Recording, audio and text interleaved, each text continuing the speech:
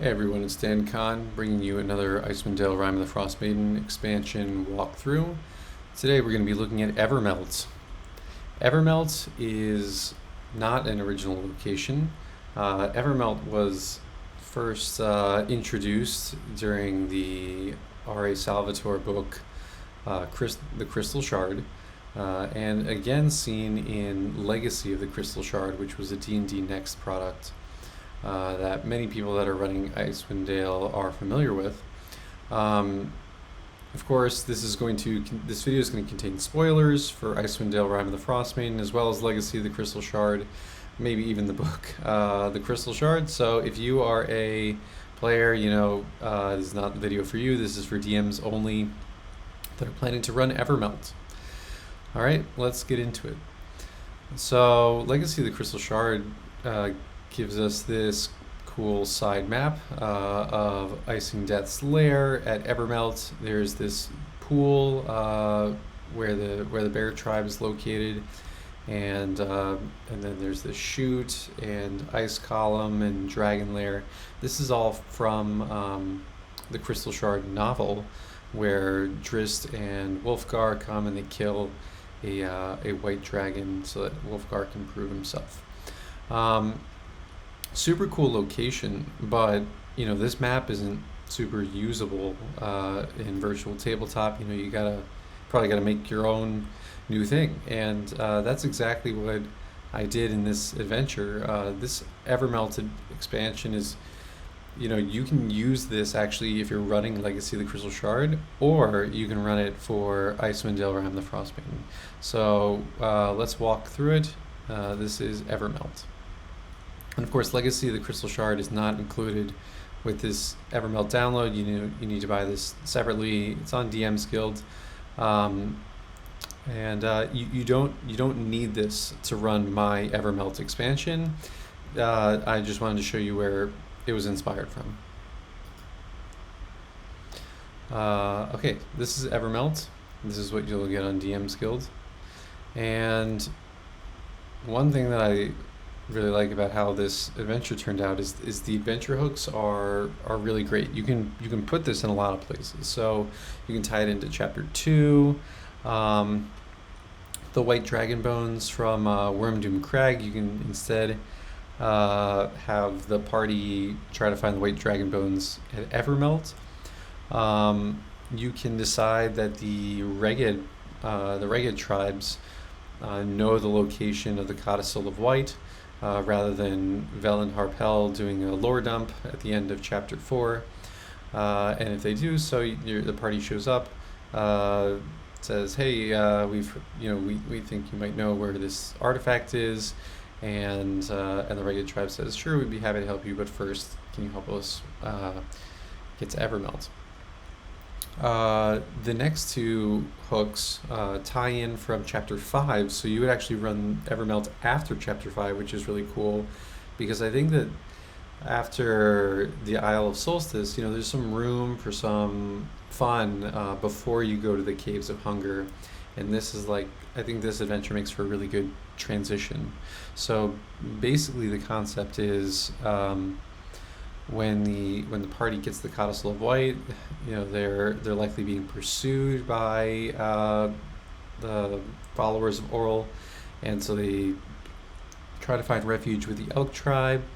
Alternatively, during the test of endurance, when the party meets the Elk tribe and the party might be like, hey, you're not cannibals, we're not cannibals, maybe we should get together and see if we can have mutual benefit to surviving in this rime.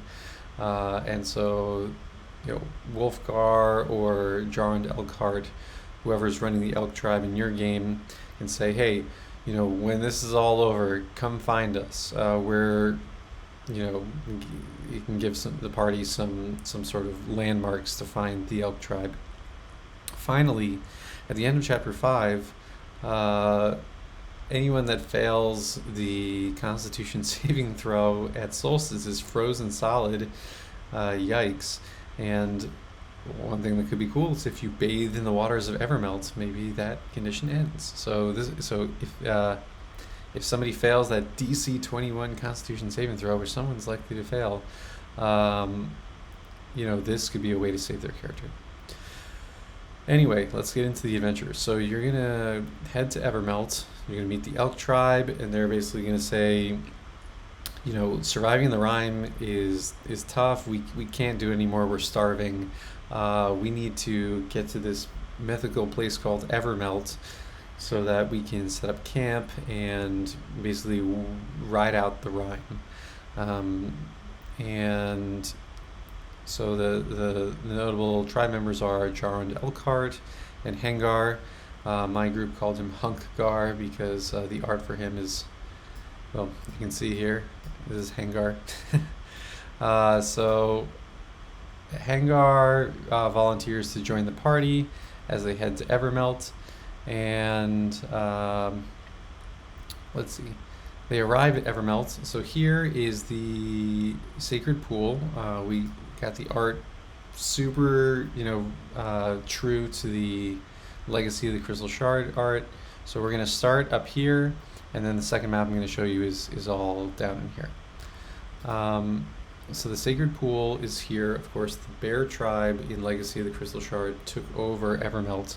So they're all dead now in Rime of the Frostmaiden, but what remains are cold light walkers. And with some dynamic lighting, I'm using Foundry Virtual Tabletop here, you can get a pretty creepy scene going here. Look at this. I have some terrain lighting around the huts, and look at this from the player's perspective. They can't see the cold light walkers, they just see this glowing blue light that's given off by them.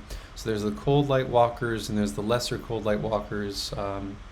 In the PDF I called them cold light children. I would probably make that more implicit than explicit depending on your group, but it definitely plays into the horror of how the rime spares no one. It doesn't spare anybody, so this is the consequences of dying in the frost that Oral has created. So there's this fight.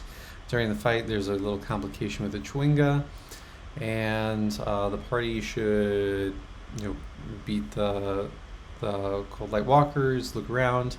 Hengar after the fight, says, all right, while the party's resting, he says, well, I'm going to take a dip because Evermelt is like this hot spring. So he does a cannonball into the water, and then all of a sudden there's this cinematic moment where he's swept away by the current. In reality, there's a frost druid lurking under the water as a giant octopus and pulls him down into the waterfall cavern. So the party has to jump into action to chase after Hengar, and that brings you to the cave. There's an iconic moment here in the cave where as the party comes down from the waterfall, there's some skill checks, and they can, I'm going to give some light here so you can appreciate the dynamic lighting. Let's give a torch.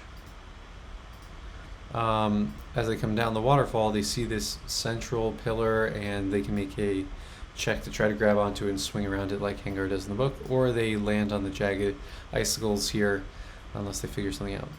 So the party looks around here in the cavern. It should be, fairly creepy.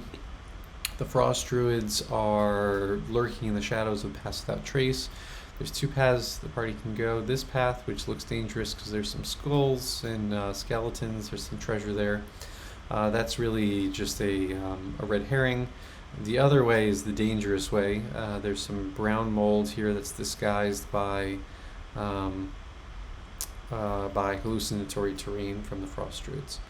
The party makes it through one way or the other and arrives here into this central cavern, and I would have this hidden, but there's this cinematic moment where the frost druids all pop out and start chanting the tenets of Oral, and this is like a video game-esque inspired encounter where the frost druids are all channeling this spell to raise Icing Death's skeleton. Icing Death is a white dragon skeleton now, They're trying to raise it from the dead, and they're like channeling energy into it. So with each passing round, Icing Death, starts at 0 hit points, and each round I think they get 10 hit points per Frost Druid that's alive.